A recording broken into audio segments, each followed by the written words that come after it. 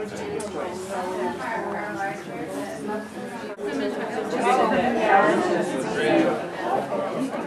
talking about.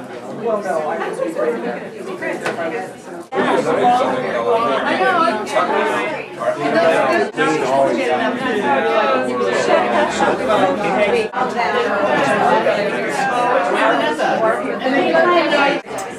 So you have this really American picture. You have to be made. What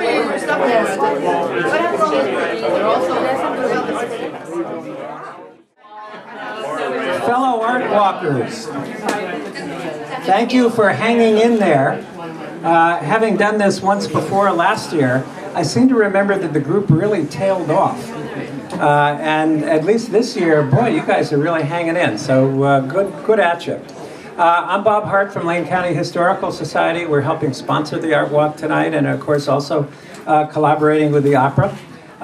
You're all here because the opera is doing Sweeney Todd on the 13th, Friday the 13th, and Sunday the 15th.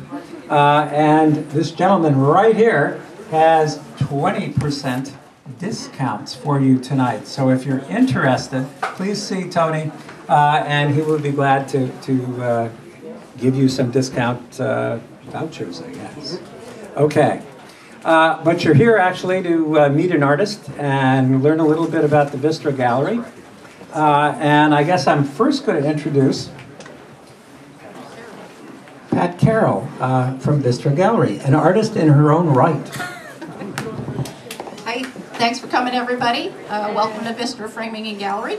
As you can see, we're going to have a wonderful artist for the month, John Pelletier. We also are a full custom frame shop, and we do carry a variety of different types of art. And just so have a look at John's work, and then have a look around the gallery, and let us know if we can be of any help. And here is John. Okay. Hello. Once again, I'm John Pelletier, and in this cloistered area here is my work. In the paper, it said that I do I think it said I do oil paintings. No, these are all soft pastels. And so I don't know if you're familiar with pastels. It's the same pigment that you would find in an oil, for oil paintings with a bit of a binder. But what I'd like to do is just once again say thank you to Diane Lewis here at Vistra for having me. About a couple of months ago, she called up and said, would I like to have a show here? And I said, I'd love it. Well, in the midst of it all, she said, and John, you will have all new work, won't you? And so in the last couple of months, there's been a few times where I said, wait a minute, it's not supposed to be like this. I'm feeling pressure. But bottom line is, I'm glad to have it all here. And the majority of it has been done in the last few months. I like the idea of know the art, know the artist. And so if I can just take a few minutes to tell you who I am, how I came about doing pastels, landscapes, obviously. I just need that. So real quick, I think everyone has their own environmental autobiography. Where did you grow up? What was it like where you grew up, and how did that influence you, your attitudes, your perceptions of landscape, of home, etc.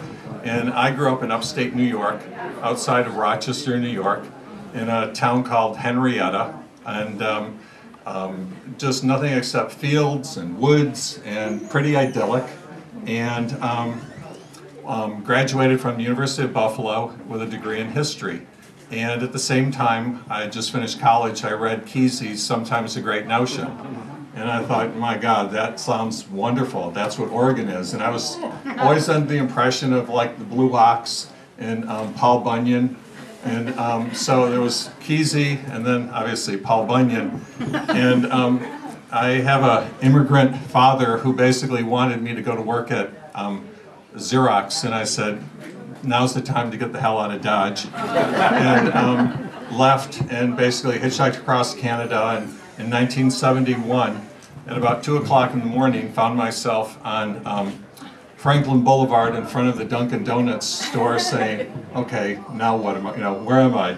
And there was the sign that said the Willamette River, and on and on. And over time, I would come to understand. So in the course of all of this, finding myself in Eugene and now saying, okay, now what am I going to do? I was able to find landscape architecture at the University of Oregon. And so got another bachelor's degree, got another master's degree, found myself taking wonderful classes on the history of landscape architecture and landscape perceptions, and in the midst of it all there were the classes in figure drawing, and you do figure drawing and after a while you feel like Michelangelo because you know it's just fluid and fluent, and you know you look back at what you're doing and you're in awe. In the midst of it all, ultimately graduated and became a landscape architect in Eugene. As a landscape architect in Eugene, where am I? I've been in more backyards than Carter has pills, and you know what, and it's been wonderful. And what do? I help people create places. And you know, I have to be empathetic, and you share what you do, you share your vision, you interpret what they're trying to tell you they would like to see in their environmental image as to what is home, what is place. And so in the course of that time, obviously your knowledge and your experience comes together, and dash, it's wonderful. At the same time, about 7 years ago, the economy kind of like went, how you say, south. And there I am all dressed up every day saying, okay, now what do I do?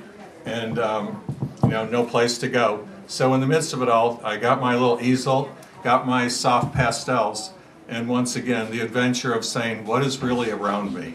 Let me go and take a look.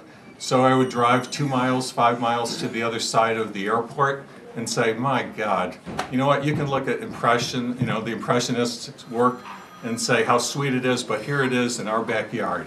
So, you know what, maybe this is what my show is about, is our collective backyard. And that's not to be cute, it's just it's the truth. And so in the last couple of months, I've been on a little like mini grand tour of saying, you know what do I show, what do I share? And so up the Mackenzie River, and once again, how sweet it is to see the Mackenzie River Valley and to see the Eweb Canal, and there are the agricultural fields, and always the backdrop of the Doug Fir Forest, etc. Or then you come back into Eugene, and there is in a neighborhood Spencer Butte looking like Mount Fuji, you know what? And at the same time, wait a minute, this is Eugene, but no. It could be Mount Fuji in terms of that landmark, always there. So as a reference point, I have paintings with that. Or basically, only in Eugene we have wetland areas. And so going to some of these wetland areas right now in the wintertime, seasonality, there's the water, there's the reflections, there are the grasses, there's once again, always the woodlands of the South Hills or the Coburg Hills, etc. in the backdrop, and what else would not be complete but also the coast. And there are the, you know, same thing, the Coast Range spilling into the ocean, and how can you not draw, you know what, Hasita Head and Hasita Beach and the rest of it. So my work is pretty much, it's all plein air. I'm a person who, with my metabolism, I like the fluidity of basically you set up your easel, you know, see what you want to paint. With a charcoal pencil, I'll sketch out what I see. And then obviously with pastels, because of the dust, etc., and not getting my paw smeared all out throughout everything, I'll start at the top, usually with the skies, working down with, like, once again, always in our town, in our area, you know, the forest is the backdrop. And then obviously work down to foreground, middle ground, etc. And so on one hand, the whole evolution of landscape architect dash landscape art, landscape artist, it's really all the same.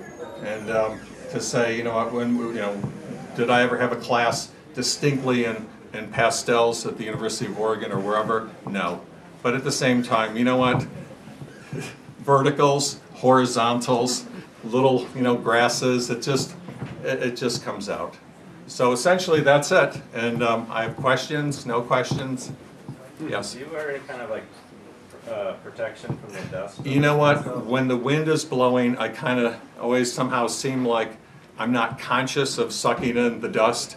Every so often I'll see that there's dust at the bottom of my easel, and I do the old and then I say step back, and so far, you know what, I want to believe that I'm okay, and I don't use the fixative. I use a pastel paper. I don't know if you're familiar with pastel papers. It's like a softly gridded sandpaper. And so the pastel, basically it just adheres and you're able to put on a few different layers, and it works out wonderfully well. And yeah, but Are you a yeah. left-handed artist? Left-handed, so I guess that's obvious. And you know what? It's just how you see. I mean, I could be in a backyard saying, okay, we need some vertical elements to screen out the neighbor, and we need something in this plant bed, and then same thing over in that plant bed, same plant bed. And essentially, I'm doing the same thing when I'm drawing our landscapes. So.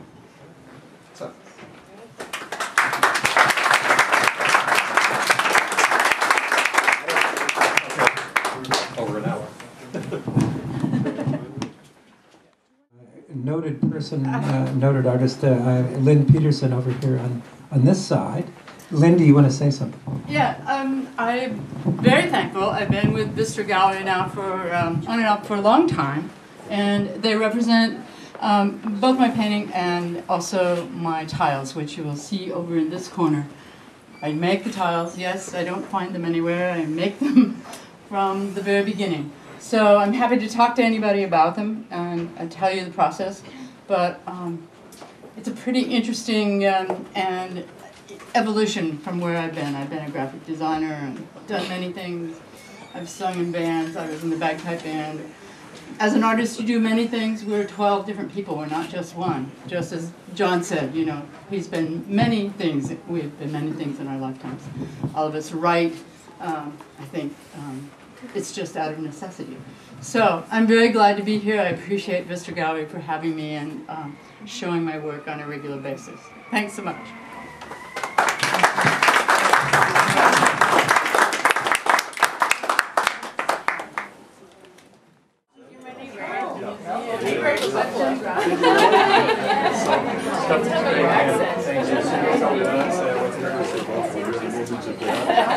Yeah, and you said that. Yeah, it's that hard A.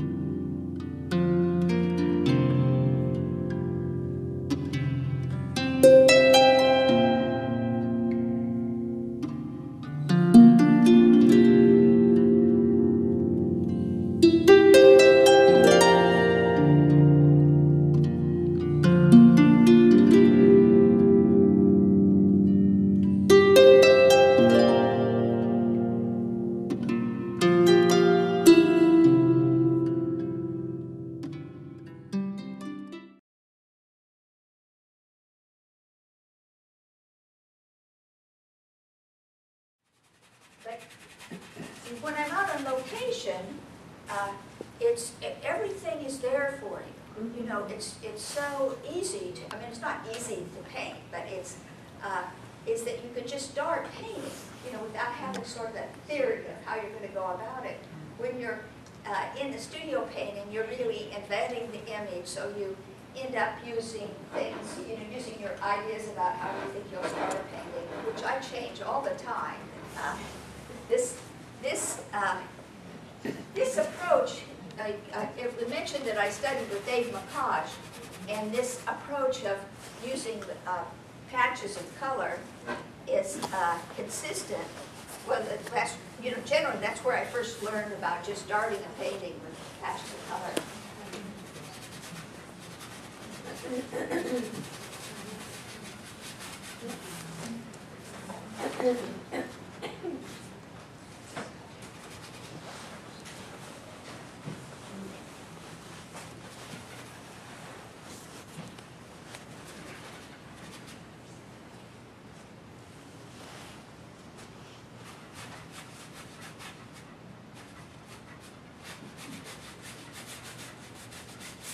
And you kind of you just start getting color rotating all over the place.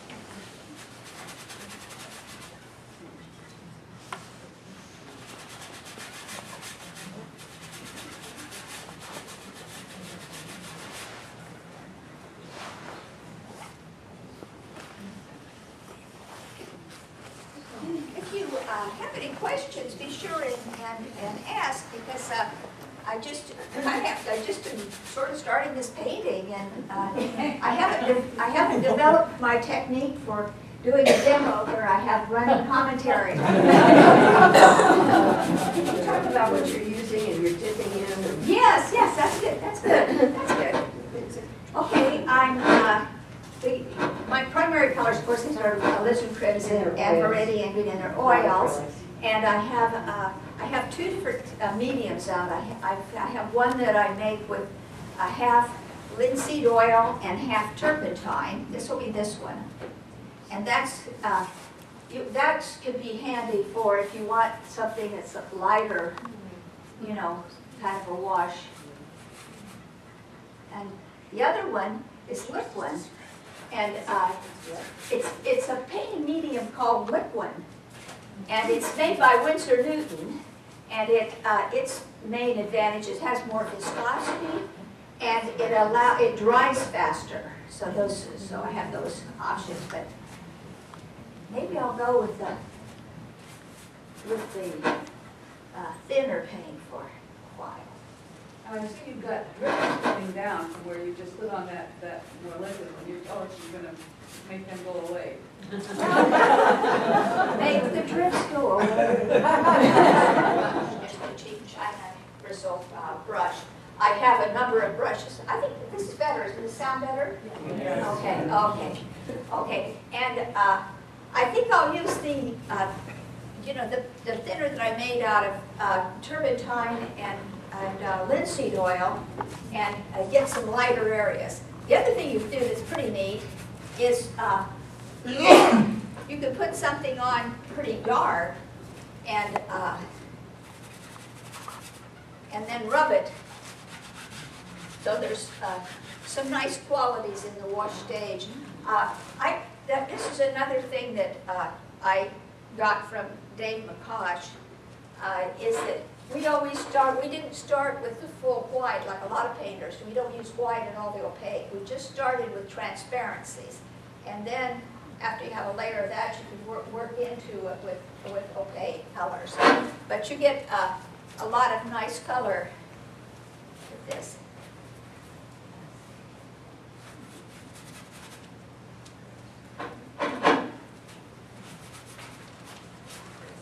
When you do it this way, do you prepare the canvas in advance with a white washer? For doing this, for working this way? Yeah. Yes, the canvas needs to be sized. This happens to be a commercial, pre-sized canvas, and it's a good quality, smooth linen, and so it works really nicely on it. Some cases,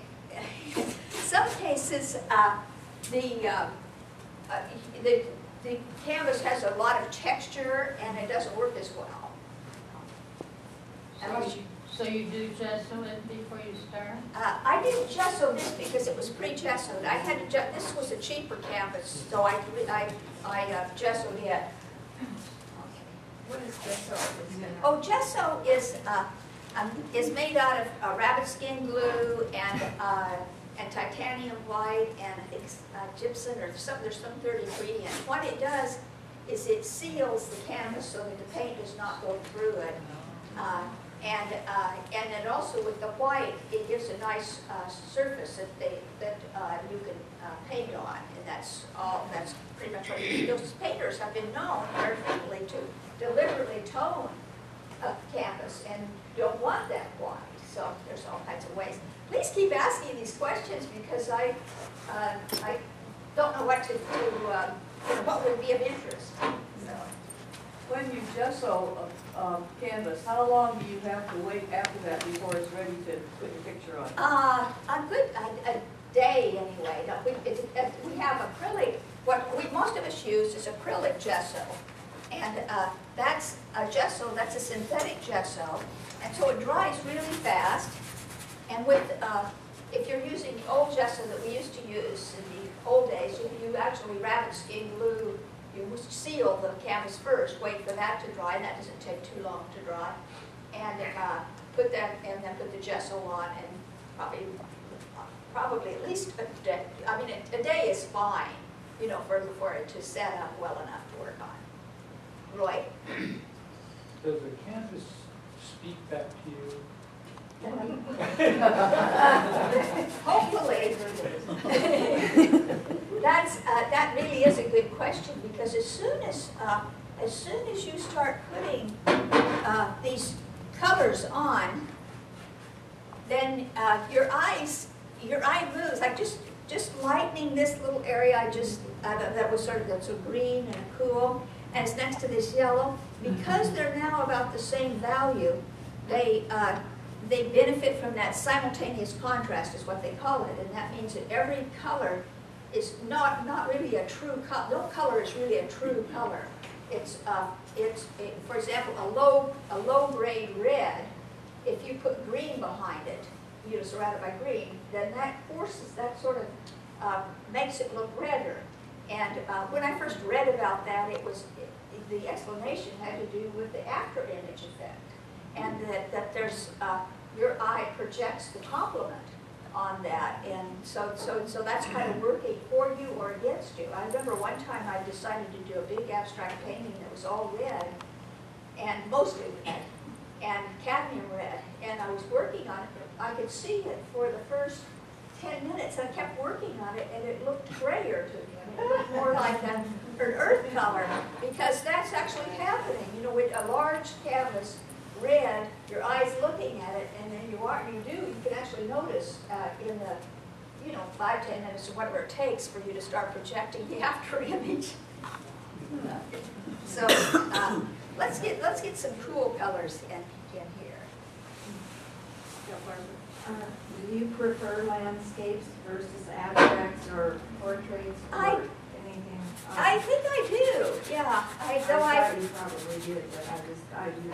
Yeah, have you ever done portraits, or have you ever done? Yes, I've done. I did for about 10 years. I did a figurative series. That was my main body work besides going out and painting on the landscape, and it was. I called it was either called the first series that I did was called City Streets, and so I actually took photographs of people, on the streets, and I started. I wouldn't have enough information, so I had my husband posing for me so I could get the figures right. And then I did what I called a blues series, which is, was again people more in an interior, but they, that was very interesting to me. And I promised to do a portrait of my sister who died for my niece. So I have that to do.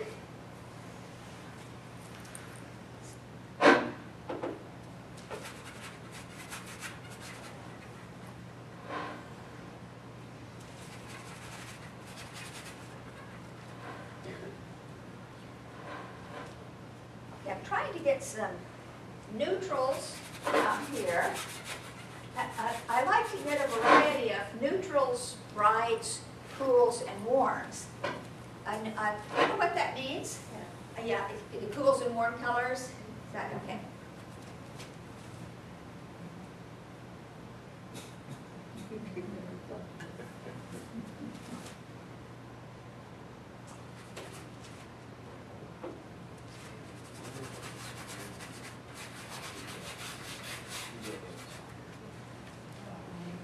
Margaret? Yeah. How do you choose the order of which part of the canvas or scene that you're painting first and which part you're leaving blank? I mean, there's several distinct parts you've left blank. I was wondering how you Yeah, I chose just it. hadn't got to them yet, you know. I think I started, this yellow on this was so dominant that I started with that.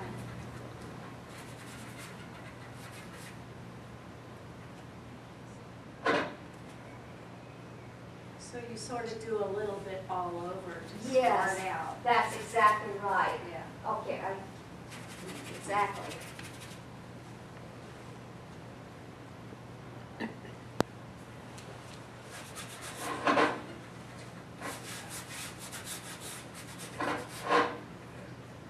seem to be using a brush and a rag. I've seen some artists, maybe not at this stage, but they start using their fingers. I don't know whether they're regressing to grade school or not. The reason I have gloves on is because my fingers do get in the picture.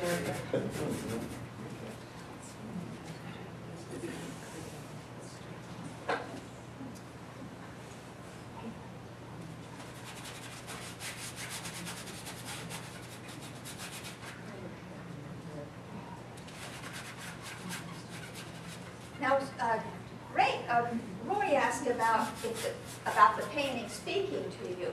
What I'm trying to do is, I thought I would base it on that somewhat, but I'm trying to alternate zones of color. So I have kind of something that's more of a red or warm color here, and on the reds, and this one has more of the greens, and then I have a cooler red up here.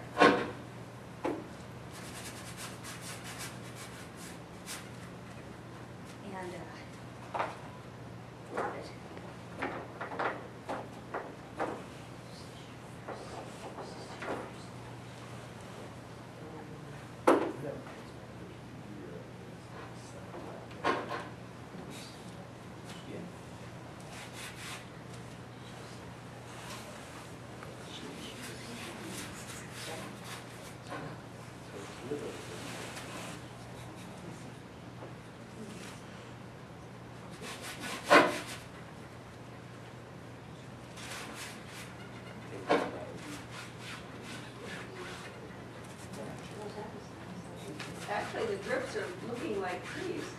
Like what? Trees. No,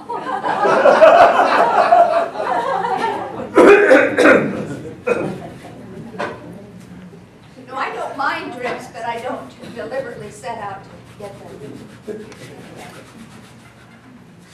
You seem to be controlling the intensity of the color.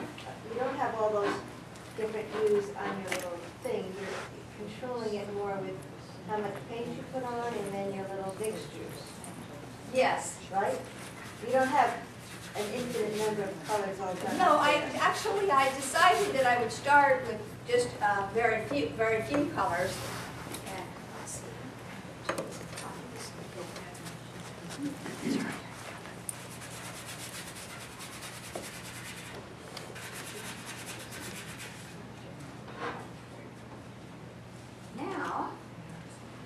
I'll just draw into this.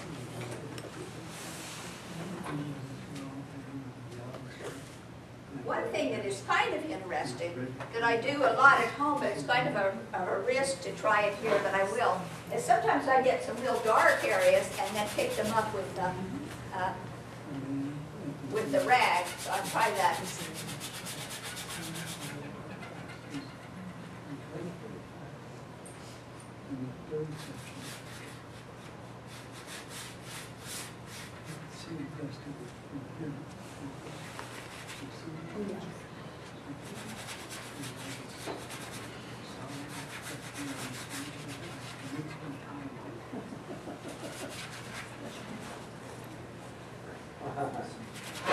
One thing that I like about getting some darks in there, do you see that the darks kind of play against the lighter areas, that you sort of have a relationship established with them? Well, okay, now I will try to draw into it.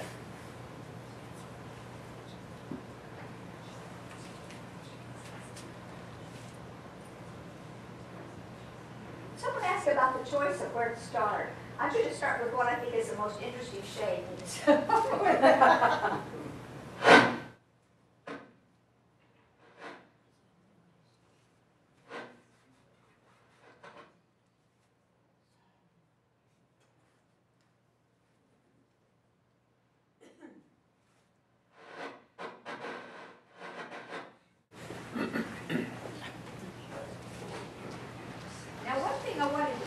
About working into the color zones is it's useful to use the same, something similar to the same color that the area already is to work into it, unless you want to create a big contrast.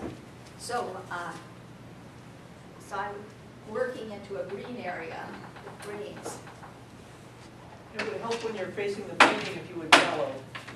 If what? When you're facing the painting, if you would bellow a little bit. Yeah.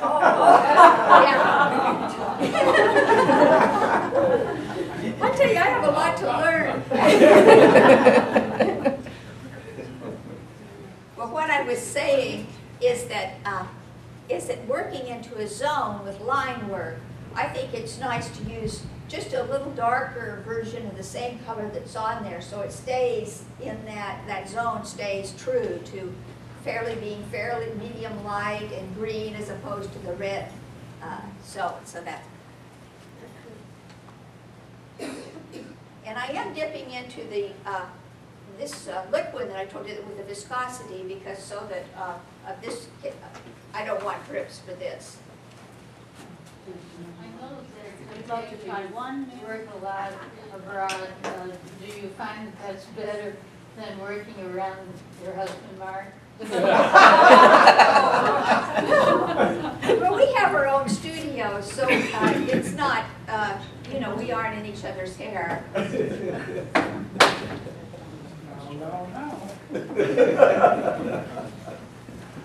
No, I mean, it's just, I think that people who paint in the same studio, sometimes one of them stops painting. It's just really, you really need to have your own space. I think that's what I agree.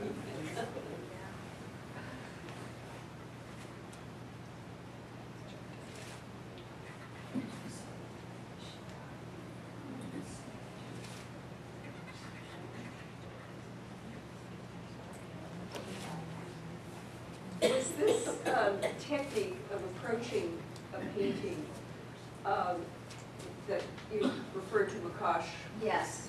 as teaching, is this a technique that the Impressionists used or other groups of painters? Yes, that's true, and I think probably if most of you have looked at Impressionist paintings lots of times, and you know that you still see the patches of color, but the classic Impressionists tended to work more smaller patches, and but this is just taking just kind of larger, broader strokes, and that's just I think that's just the way I like to do it. But it is, if a true Impressionist painting would have more little patches, and then together they would paint as a color.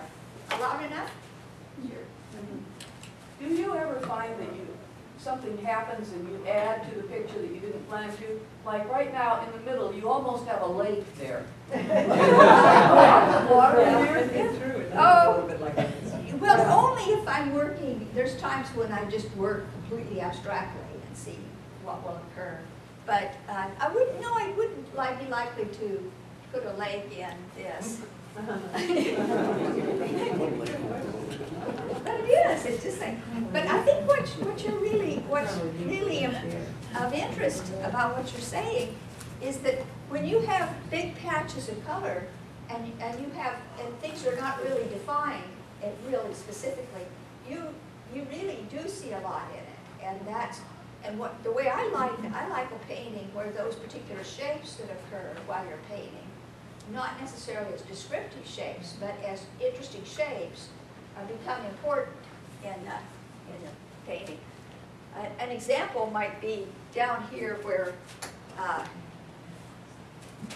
where this, I'll just kind of draw it. I'm kind of liking the way this shape sort of works. You see, kind of shape, and that's.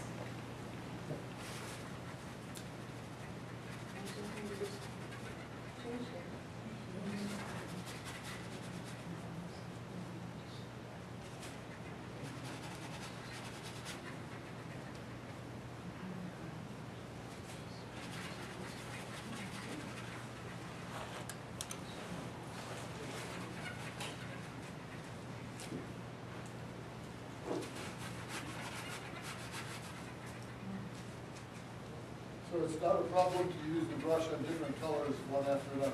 Only if you don't, you have to change brushes if you're going into something, like if I were going with the cerulean blue or something where I didn't want any other colors mixing in with it, I definitely would have to change brushes.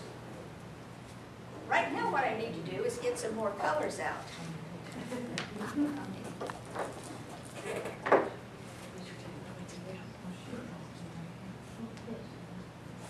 Putting just little blobs of color on a palette?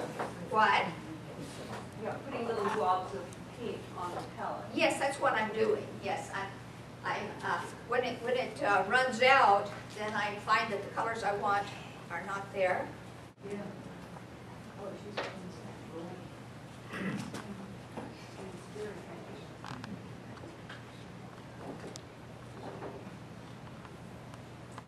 Out on the table.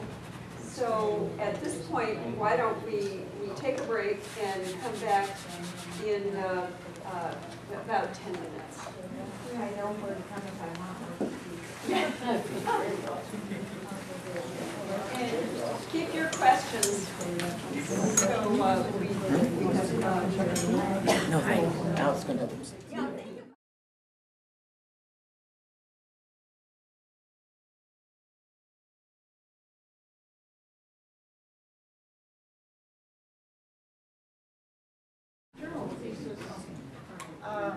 Spoke to me after I finished them sometime, like one of them.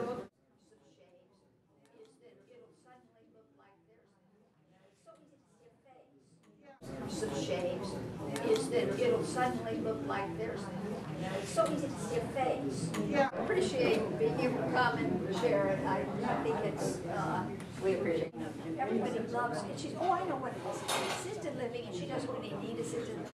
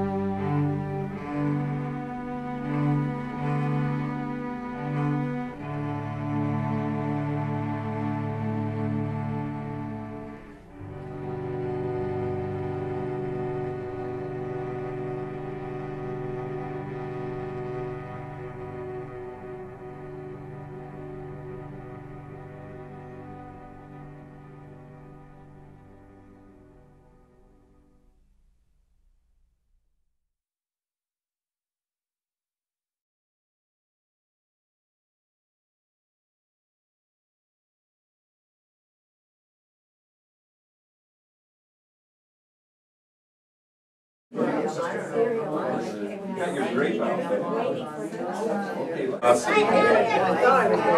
They're too small, yeah, that usually happens. End up spending shoes.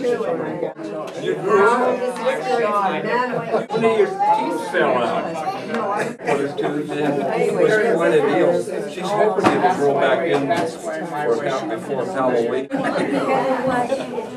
You're too much. Anyway, that was his. Yeah. Added. Can't wait till the news.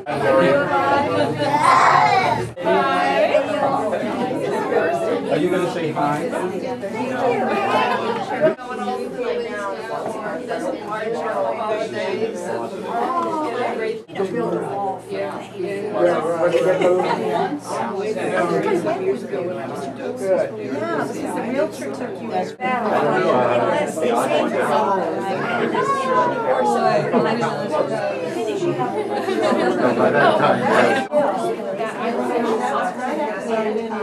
I think so.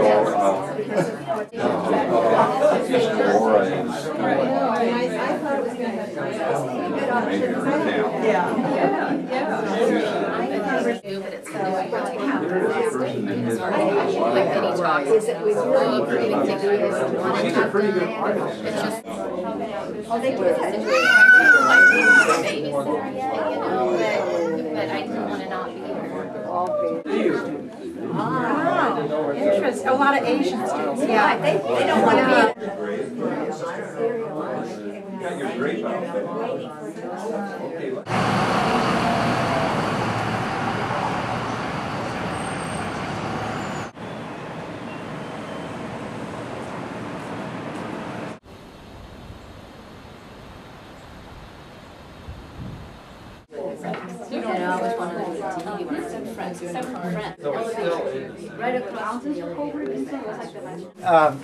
Explain your medium, and then talk about the piece you're doing, since this is the bird show, right? How did you get involved with that? I got involved. I do a lot of work with a lot of figurative work, studying characters, whether they are people's pets or people, birds, different types of animals. And there were some birds in a collection that Karen and Kristen saw, and everything went from there to just develop and start studying them deeper. And I work mainly so far with graphite. I'm still a student, so I'm still expanding different types, studying different types of mediums, but I find the simplicity of graphite on paper very comforting. It gives me space to bring out different personalities. And yeah. Well, this is a character. I mean, It is, it's sort of it has attitude. I love it. It's a gorgeous bird. That's the second person that said that. Yeah, well, it does. I mean, it's, you know, and so what kind of bird is this? This is a Xenos petrel. And so, of what family is a petrel? What kind? Is it like a falcon or a hawk or petrel? No, they're not birds of prey. They're seabirds. They're Seabirds, like from the like seagull the gull. family. Yeah. Like a seagull, but bigger? They're not bigger. They're just a different. It's like a different cousin. Yes. Yes. So where would I find a bird like this? In the Galapagos. Yeah. They're native of the Galapagos. The Galapagos Islands. Yeah. And the owl? And the owls, these are barn owls. You can see a lot of them at the Raptor Center if you want to. So you've been there? Hang out. Yeah, I spent a lot of time with the birds of prey there to try to get more into the characters and what they're about. And the barn owls specifically have always been a passion of mine, so it was an easy character to get into. And yeah, they have a real dynamic to them, don't they? A lot of personality. Yes. Yeah. Gorgeous work. So there are more owls here? on the side. Yes. And by the way, if it hasn't been reinforced, you may purchase this work, right? I mean, everybody's still how charming on this, but say that again. you may purchase this work, and particularly if something rings true for you. I bought one of Lynn Peterson's crows because she can do personality with crows, and this is personality in these birds. So I'm so delighted to see it in this show. So. Your great work. So. And along those lines, you know, as an artist, I'm also a collector. I've bought, 10 pieces last year. Well, over some time, not because I don't have a lot of money, but. you know, I've never regretted a single cent of that money. In fact, it's one of the best ways I can spend my money. And then people who have collected my work have always said, you know, I'm so happy to have your work. And so, because it really is a thing that lasts in your house and it stays with you and it grows with you, and especially if it's strong work, you may, as you change as a human being, you may see the work differently in 10 years than you do now, or in 20 years than you do now. Like a poem that touches you, so you read it and the poem changes as you change. So it is really a beautiful investment, and also a great way to support, you know, local artists, Eugene artists. So Yeah, I just put a plug in for that. Yeah. And collect art. Exactly, and as a buyer, if you are intimidated by whatever price, easy payment plan is conceivable. You know, $60 a month, $100, something like that. You can access something you really love, and be thinking about that, because artist deserves to be compensated, and these are deals. And it doesn't wear out. No. And if you got a lot, like in my place, you can rotate things, because it has to sit on the floor sometimes if you've got a lot of stuff. But redoing is always fun that way. Nice work. Thank you. Nice work. And so,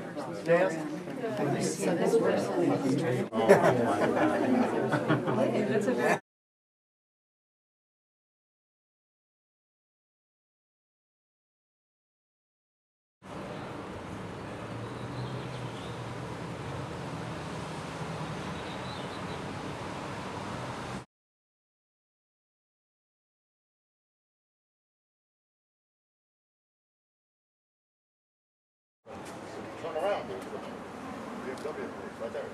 It's almost